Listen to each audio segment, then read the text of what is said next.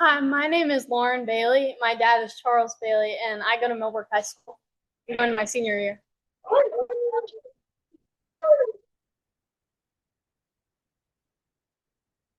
Good afternoon. Yay! Okay, I'm Kelly Bradley with Bytecraft Workshops, and I teach people how to AI. I'm an AI strategist. Everybody has access to AI, but not everybody uses it correctly. Kelly Bradley, Bytecraft Workshops, and I'm also a guest of our dear Peter Gorey. Thank you all. And this mic, I don't know, it seems to be. That'll work. Yeah, all right. Yeah. That'll work. Can you folks out there hear okay? Everybody hear okay? All right, very good, very good.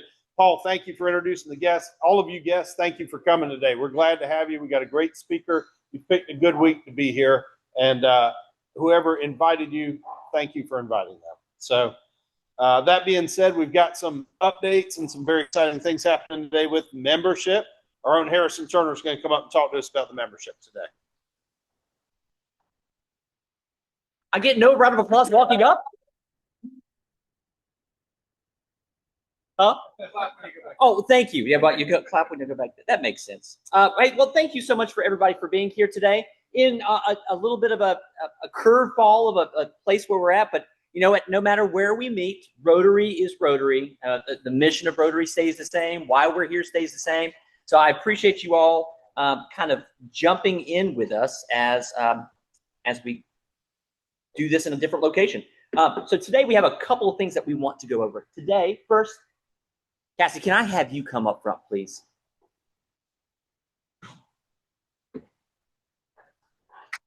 Oh, there we go. Round of applause. I do feel like I'm an open mic night. We'll do some jokes here in a minute. No, I will spare you all. So today we get to we have the honor of providing Cassie her blue badge. Now you don't have your red badge today because it is at the Clouds Brewing location. You can't throw it down like Paul, but you will be the only one with your blue badge here today. There we go. So one of the things I really appreciate about Rotary is that we don't hand someone their membership badge and wish them luck. We want the new members to become connected, engaged, and be a part of our club. So when you joined, there was a whole list of different things you had to do, from welcoming members as they came in and helping Linda with check-in, to attending a board meeting, to service socials, to service projects. You went above and beyond that, though. You invited people. You got service projects that we had. You put stuff on your social and had people that had no connection to Rotary come to our service projects. 7 people. So you jumped in with both feet, which is what we want from all of our members. So I truly appreciate you. And I'm not to say there is a competition between Paul and Cassie, but in my experience, in my history with this Rotary Club, these 2 individuals right here received their blue badge the quickest out of any new member. 2 months and 1 day. 2 months and 1 day, she was gone from red badge to blue badge. I mean, she had on her calendar. So, yes. But honestly, we've been so excited for you to be a part of this club, and I've just truly enjoyed seeing you just jump in and say, how can I help? Which we truly appreciate. So it is my honor today to provide you with your blue badge, Cassie. Round of applause for Cassie, everyone. Also, Cassie, there is another award. I don't have the. Linda didn't bring it, but I just wanted everybody to know. Do I have the whole thing? Okay. Cassie also received, at the end of my year, was going to receive a Distinguished Service Award for her outstanding team player. Again, kind of highlighting what we just talked about. She jumped in, was like, how can I help out? How can I get people connected, involved, and things like that? So you were an amazing team player, and we wanted to highlight that, especially in my year as president. So thank you so much. Yeah. All right. Now, Matt Cook, we have you come up, sir. We now have the honor of welcoming Matt Cook to the family of Rotary and the Rotary Club of Raleigh as a new member. So we're going to jump into his induction. Matt's membership and application was approved and was reviewed and approved in accordance with our club's constitution and bylaws. So we'll now proceed in admitting you into the Rotary Club of Raleigh and to Friendship of Rotary around the world. Before we do that, I have a few questions for you to answer. And typically we have somebody out in the audience, but just for volume-wise, sure, I'm going to read these questions off. Will you join us as we strive to live a life of service above self? I will. Will you join us in our activities for service project and fundraising activities in support of our community? I will. And will you join us in supporting Rotary's efforts worldwide, which focus on these 7 areas? I will. You don't even know the 7 areas yet. To dive right in. Jump in. They are promoting peace, disease prevention, providing clean water and sanitation, maternal and child health, basic education and literacy, economic and community development, and protecting the environment. I will. If I knew you were going to say it that fast, I would have said, and rooting for the Blue Devils. But no, yeah. Anyways, and fellow Rotarians, Rotary Club of Raleigh, will you join me in following and supporting Matt as he joins us in pursuit of adding value to our communities and living a life of service above self? If so, please say, I will. I will. With that, beautiful. So with that, I will now provide you with your Rotary lapel. Feel free to wear this with pride in your community. We will also have your red badge the next time we meet. So Rotary Club of Raleigh, please join me in welcoming Matt Cook to the Rotary Club of Raleigh. Thank you.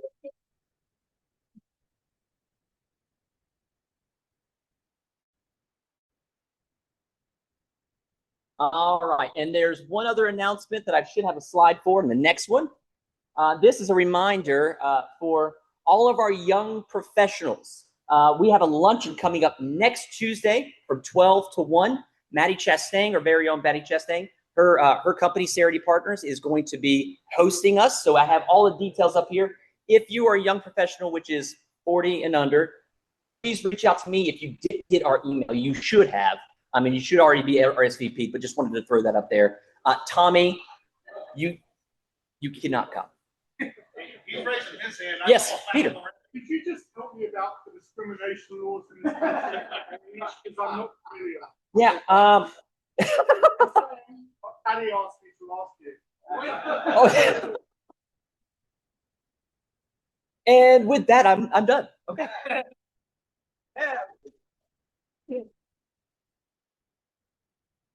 Harrison, I appreciate it when you step in it and then turn it over to me. That's perfect. Thank you.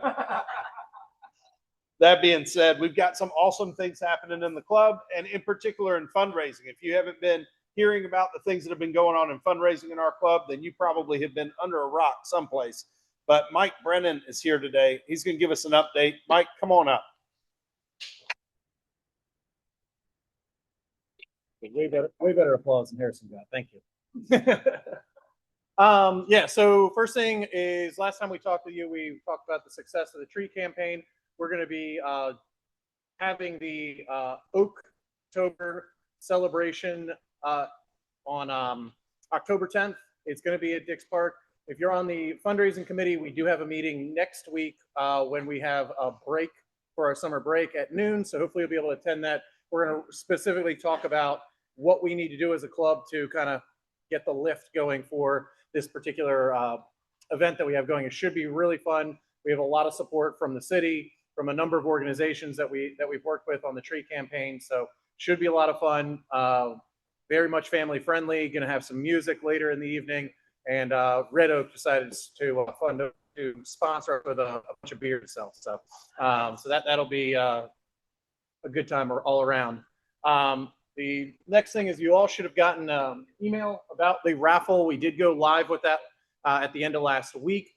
As a reminder, it is 2 club level tickets. Harrison was asking me if it was just one. So it is 2 club level tickets together. It's $100 a ticket. We're going to cap our tickets at 500 counts. So as it stands right now, I think we're like 22, 25 tickets sold. So odds are really good right now. So if you haven't bought a ticket yet, now is a great time. And there's the QR code. Service above self, hockey on the shelf. Let's go out and have a good time. Root on the Canes. And I'm going to put that up there. But the last thing that we're going to talk about is we are going to be doing fantasy football again. I think from Tom's email, we had like 13 or 14 people joined. He wanted to cap it at 20. So if you are interested in fantasy football, talk to Tom Holder, and he'll be able to get you set up. That's it.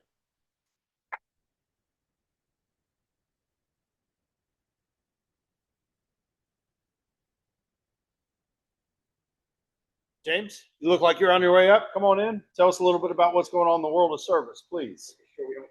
Yeah, it's all right. Come on in. Can we have a slide up, please?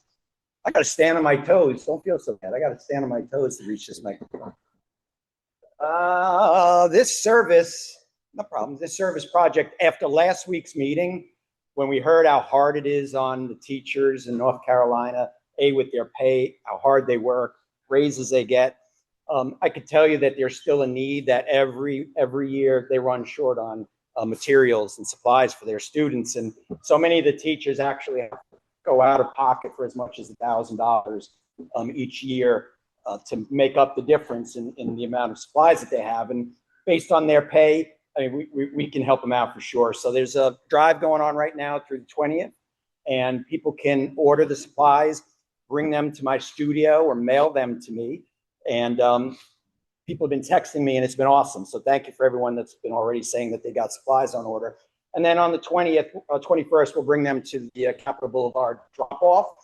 And I'll actually, in the next email with Linda, we'll send that location in case you just want to bring it there from now. You can absolutely do that. So we don't have to bring it through as a club. We can bring them up individually, and that would be great as well. Yes, sir.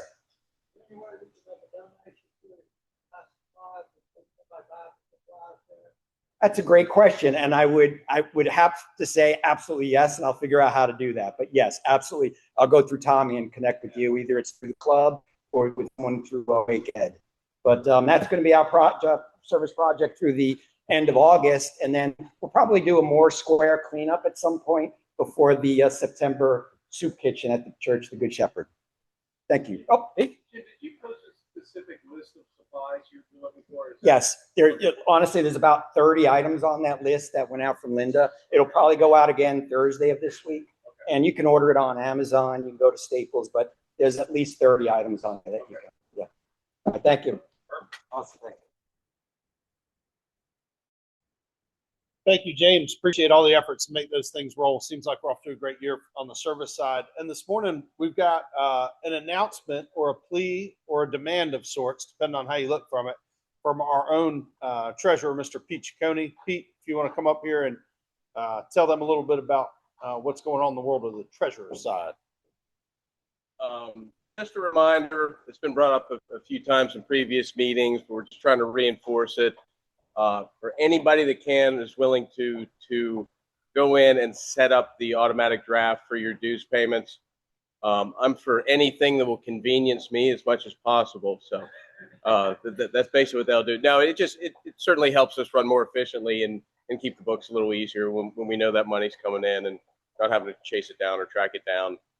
It's just sometimes people forget. Just a little. Everybody, if you're willing to do it. I know a bunch of people have done it already. I've seen, but more people that adopt, I think it's going to help the club run better, more smoothly. So, if you have any trouble or maybe don't know how to do it or don't know how it works, just come grab me and I'll show you. And those are monthly, not quarterly, correct? That's the. It's for. Oh yeah, is it monthly or the dues or they're monthly? Yeah. I have mine. Okay, yes. So you could do it either way. All right. Thank you. Thank you. Thank you, Pete. And if you'll look, we've got some birthdays and anniversaries. I'm not sure how to speak in the mic and look at them at the same time. Diamante's birthday is tomorrow. John Cates is the next day. Nathan Thomas shares a birthday with John. You can call them both on the 13th. Likewise, Dan Daniel, Charles King on the 14th. So we got a whole cluster of birthdays. Anniversaries. Pete and Jennifer were yesterday. Pete, did you remember? Oh, correct. And then apparently Paul and Jennifer are the same day. Whoever Paul and Jennifer Ciccone are. She is a bigamist. And then Paul and Amanda Watson. Paul, your anniversary is today? Tomorrow? Today's the 10th? All right. Well, happy anniversary. Weston and Laura on the 17th. Kevin and Judy Summers also on the 17th. So happy anniversary and happy birthday to all these. It's a huge list this week. So thank you guys very much. All right. That being said, we've got a little bit of news about some upcoming meetings. We got a couple of cool things coming up. Tom Hutchinson, New Hope Valley Railway and North Carolina Railway Museum will be here, talk a little bit of the rail system with us. And then a really unique presentation from Dory. She's the founder of Next Stage Drumming for the Neurodivergent. And she helps kids to, and adults, I suppose, to learn how to be more regular through drumming. Hopefully she can say it better than I can, but it's a cool program. Peter and I caught a little bit of her story and it was pretty fantastic. If you're planning on your calendars, please look at next Monday, the 17th. We'll have no meeting next Monday. It's our midsummer break. So if you come, you'll be alone. You're welcome to still eat at Clouds, but you'll be by yourself. Same on September 7th. That's Labor Day. So don't be rolling through on that day. We won't be eating. Or if you want to get together with some Rotarians, email them on the side and you can connect. I know there's a crew of us that a lot of times get together when there's nothing going on. So always happy to see each other. That being said, we don't have dementia dollars today. We don't have the buckets with us, so we'll resume that when we come back. But in the meantime, can't slow down the happy dollars. We do that even when we're on the road. Our own Charlie here is happy to do some happy dollars. Charlie? Make them pay you, sir.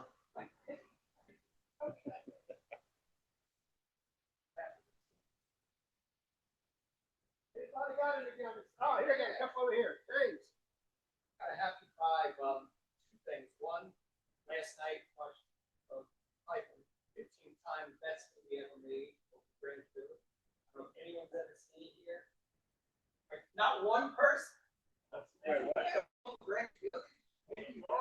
Oh, you're Roberts. I live in that neighborhood, so if you ever have a chance to watch it, I appreciate that. And then Friday night was opening my art studio. I want to thank Peter, Burrell, and Tom back there. Tom Case came to the opening, and we had a ball. It's like a little rotary with drinking. Who knew?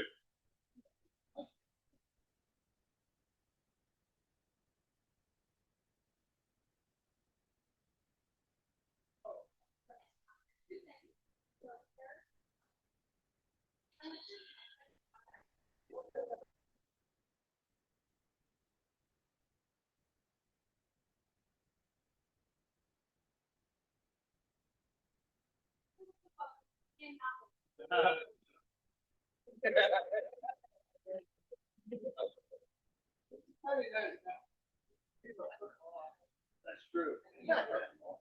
Notice 13 years today, my wife has stayed with me for this long, for good work and good. I don't know how long Paul's been married for, but it's been 13 years. So, that's great. I got it.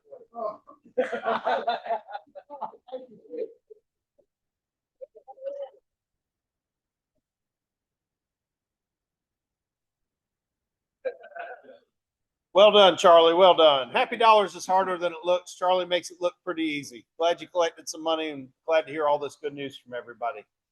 We've got a special speaker today and we've got a special introduction to go with it. Mr. Peter Gorey is going to do the introduction. Peter, come on up.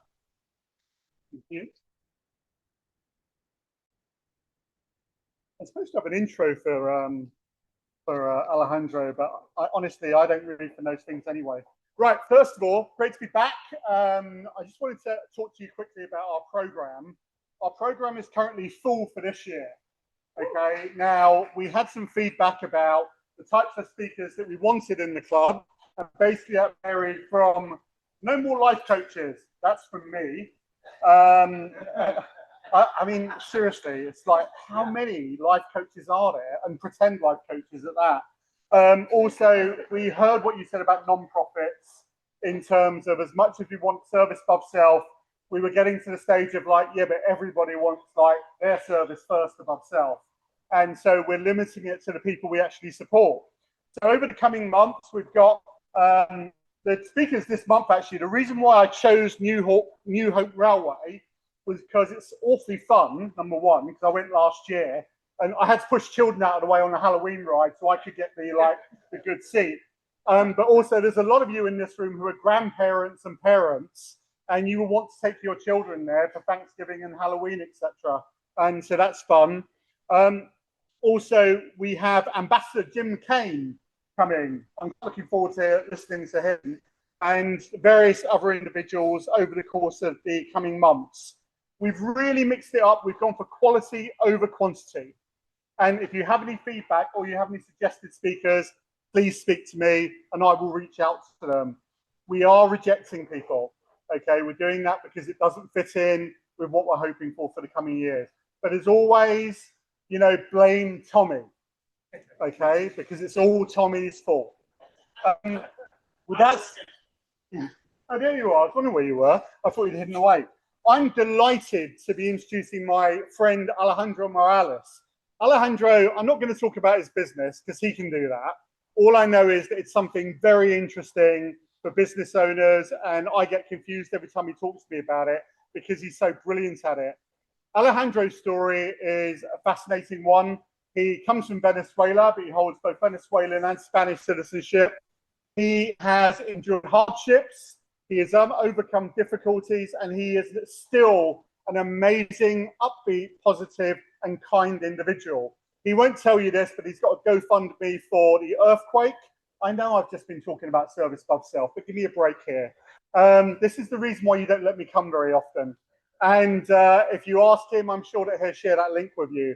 But he will be talking to you today for those of you who are business owners or just simply people interested in how you can streamline your business and make it more cost effective and cost efficient. So without further ado, Alejandro, thank you.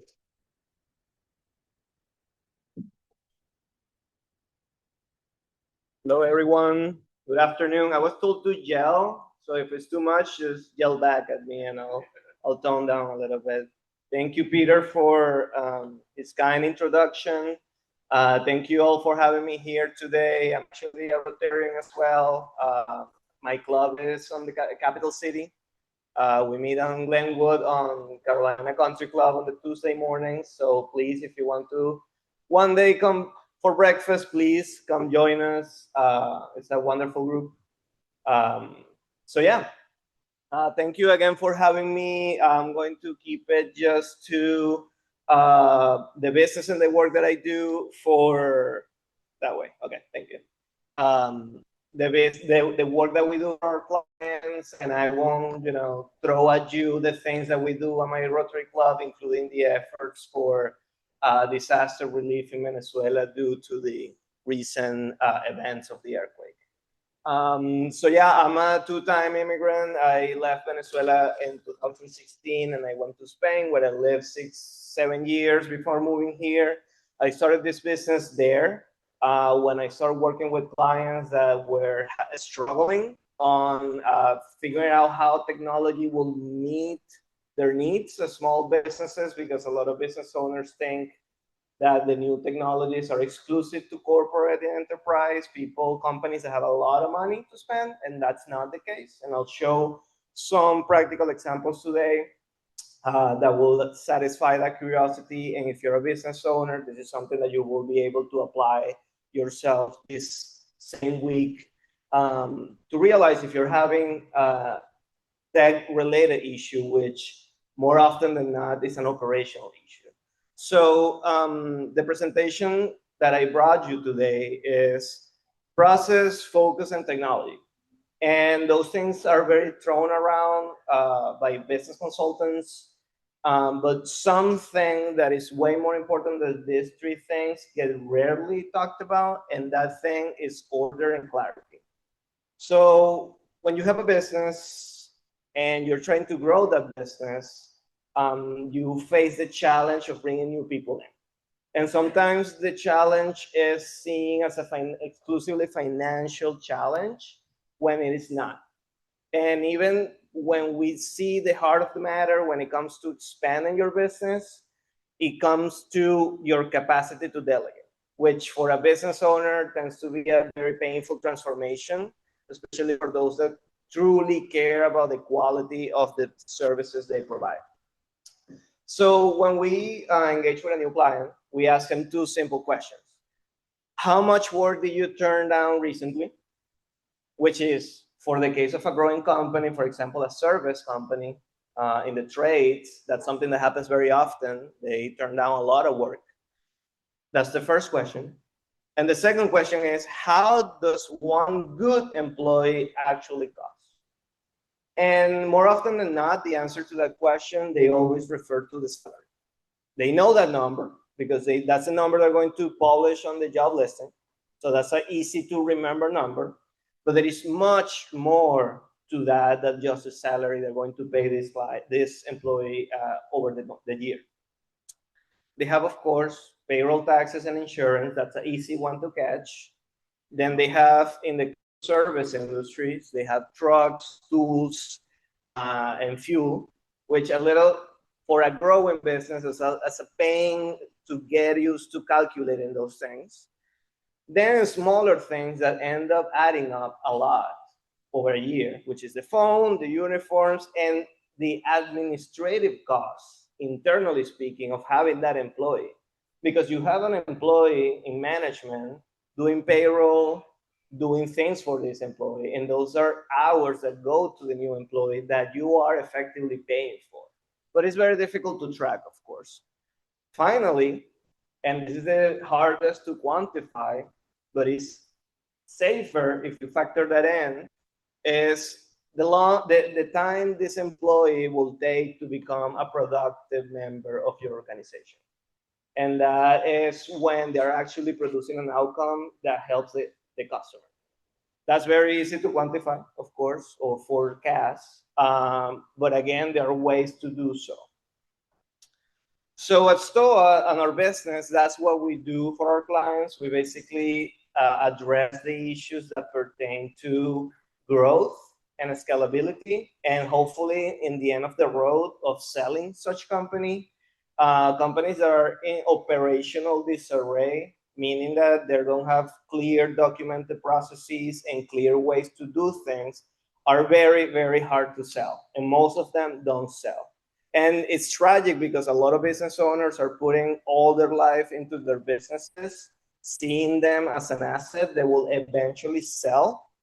And they find themselves in a really hard situation years down the road when they find out their business is not worth what they thought it would be. Because everything goes through them, and the know-how of how the company does what they do, it's really difficult to transfer. So you can put yourself in the shoes of anyone buying a business. If you're buying a business that won't last without key employees and the owner, you're likely not going to buy that business. So most clients that we work with, if not all, don't have a technology problem. In many cases, they perceive us as a technology company. So they approach us with the questions of what tools they should use. But in most cases, they're way ahead. That question is way ahead of their situation. They're thinking of tools, they're thinking of software, they're thinking of AI when they should be taking a step back. So to us, according to how we help our businesses, our clients, is by approaching the processes in this way. We understand and help the owner document how the work actually gets done. Then what can be left alone, that means either don't do, automate, or delegate, but do not spend this much energy and money into these things. And finally, what we call the machinery, which is in plain words, the tools. So like a lot of people throw tools at problems they don't fully understand in business. So I'll expand a little bit more on what throwing a tool into this array actually works for an organization. So yeah, this is what most people do. So they have issues, operational issues. It's hard for them to hire. It's hard for them to service new clients. It is hard for them to feel that the whole thing is not, falling apart if they go on vacation for a week. So they buy and they go and buy some software from a vendor. And they throw that software into all their problems and they hope for the best. So what happens, and again, this is a definition of what machinery is, it's just the software that your company is buying. And I can assure that any mid-size, small or mid-sized business is spending thousands a year, and in many cases, they don't even know. So this is an example of how, you know, your typical service company that is dealing with these struggles is. They have a technician in the truck that is fully aware of how the work is getting done. They get the job done, they document that job somehow, and they go back and inform the owner, their boss, that the job got done. And because this owner is handling 100 things on any given day, the owner takes weeks to actually move this key information back to the office, to the people in charge of billing, of purchasing, and all the other management things that are necessary for this company to thrive. So what happens? Cash flow suffers terribly, just to say one thing, because they end up with a bunch of bills that they never get, they never collect the payment, or they even take too long. So based on multiple surveys in the industry, we can take with confidence that the business owner in a small growing company is wasting at least 13 hours a week chasing information around different stakeholders, including customers, sending an invoice, sending and following up with invoices, meaning like calling the customer, making sure they pay, settling arguments among key employees and customers, and eventually fixing the mistakes that derive from this situation. Because it's not only that he chases information and he eventually finds the information, sometimes the information never appears in the business. So months down the road, you find out that your organization just lost a bunch of money in projects that were improperly built. And sometimes it's very hard to come back from that. So when we start working with clients, they're pretty exhausted. And unfortunately, in many cases, they're burned because they bought some software that promised a solution, and they spend a year implementing such tool, and then they're pretty cynical about solving this problem. So they're very tired, and they're finding for a solution that finally is going to fix this for them. In many cases, it's a capacity issue. They strongly believe they still can continue to grow in their current state without changing things. So I'm sure if any one of you had a business at some point, this is an experience that you can relate with. You feel that the business to work like you want it to work. There are 40 different things to fix, which might be true. Potentially, it's very true. The challenge is when you try to solve all 40 things at the same time. It's like trying to move all these little pieces towards the finish line, but you can only move so many of them simultaneously. So what we advise our clients and the way we approach bringing the solutions to their businesses is let's focus.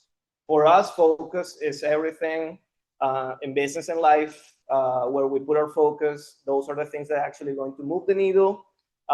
Diluted focus will take you nowhere, and this is especially true in a business. So a quick exercise for anyone running a business they can do themselves and diagnose part of the issue is just go and get your credit card statement, the one that you use for your business, and identify a list of tools that you're paying for, services, software services, tech services that you're paying for to run your business. Of course, make sure you understand how much you're spending on this. And then actually answer the question, who's using this in the organization? And include yourself as business owners who are wearing many hats. So you will find, as we have found in clients in their businesses, that in many cases, half of their tool spending goes nowhere because no one in the organization is actually using this for anything productive. even the tools they're supposed to be using, they're not using as they're supposed to use them. So it's basically the same outcome. It's just waste money. So yeah, they find out software that no one has used in a year, but you, of course, the business pay for it. Two pieces of software that are doing the exact same thing.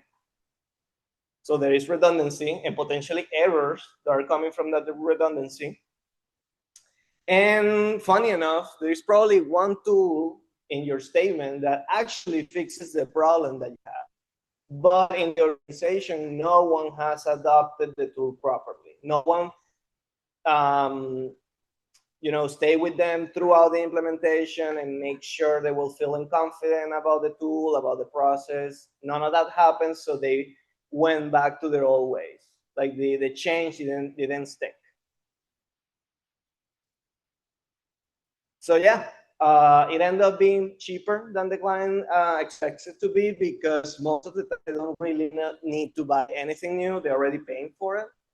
And even if you're paying for a subpar product, if they had ordered in the first place, ordering the way they do things, the outcome will be much different. Because the fallacy with all this overwhelming news in technology, especially now with AI, business owners are freaking out when it comes to how AI fits my business. What if my competition does it first than me? So they're going to eat up the market. I'm going to be out of business because I didn't do it soon enough. Fair, that is true. But how are you wanting AI and different tools to help you when the core of your business is in disarray? And when I say disarray, it may sound a little harsh, but if you cannot get sick tomorrow and quickly delegate the critical things your business does to someone else, that's a symptom of what we call that disarray. You don't have a business, you have a really demanding job that you created for yourself that you won't be able to quit overnight if needed. So when you have that chaos going on, lack of documentation, unclear processes, and you buy tools are magnifiers. They don't solve things, they magnify what you have. They scale things. So if you grab something that doesn't really make a lot of sense, and you put a tool, a machine to use it, it's just going to multiply the mess that you have. That applies for normal tools, that applies for software, that applies for AI. And it's an ongoing process that we recommend our clients just adopt this philosophy of keeping things super simple, going through things as a visual thing, don't let small things to slip through the cracks. And you see as an ongoing, it's not a project that you do one time. It's just part of the philosophy of running your business, keeping it lean, pay attention to those small details, and don't stack up tools pretending that they're magically going to solve the problems that come down to operations. So yeah, there's a little bit more of that practical exercise. Just get the credit card statement, write down any charge that pertains to software, to tools, try to answer who's using this, and actually identify the one that you were so excited about that you're still paid for, and it hasn't actually fixed the problem that you have. You might find out that yes, it is the right tool. You don't need to spend anything extra, but you need to make sure you use it. So yeah, it's a little call to action. As we grow in the area, people still perceive us as a tech company. And sometimes our clients or leads or whoever partners are surprised when I get to a meeting and I take paper and pencil out because they're expecting me to come there with all these technological tools, which I don't like. I don't use a smartwatch. I think more is less. And that's especially true right now because you have software companies that have bigger marketing budgets than all the annual revenue your business will ever have. So they will spend all this money to convince you that if you hire them, your problems will magically be solved. And it's just that is just throwing more elements to the chaos. So don't fall for that. If you have a business, just keep it lean, pay attention to details, keep it simplified. And again, focus on order, focus on processes, and yeah, that's our advice for everyone. They can do this themselves. Just try to keep order. It's very difficult when you are in the middle of things, but we promise you it will help you very much. So thank you again for having me today, and I hope you can take something of value from this. Thank you.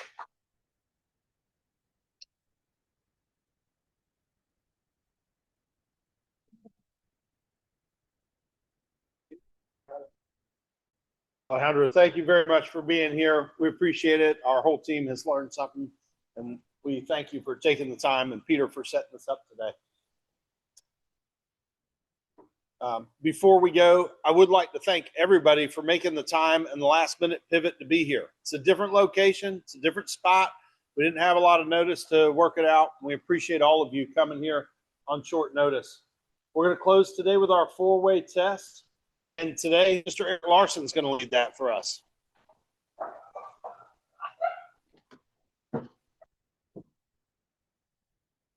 If you aren't already, please stand. Rotarians, of the things we think, say, and do, 1, is the truth. 2, is better for all concerned. 3, will build goodwill and better friendship.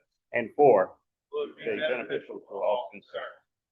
We are dismissed, I believe, President. Dismissed.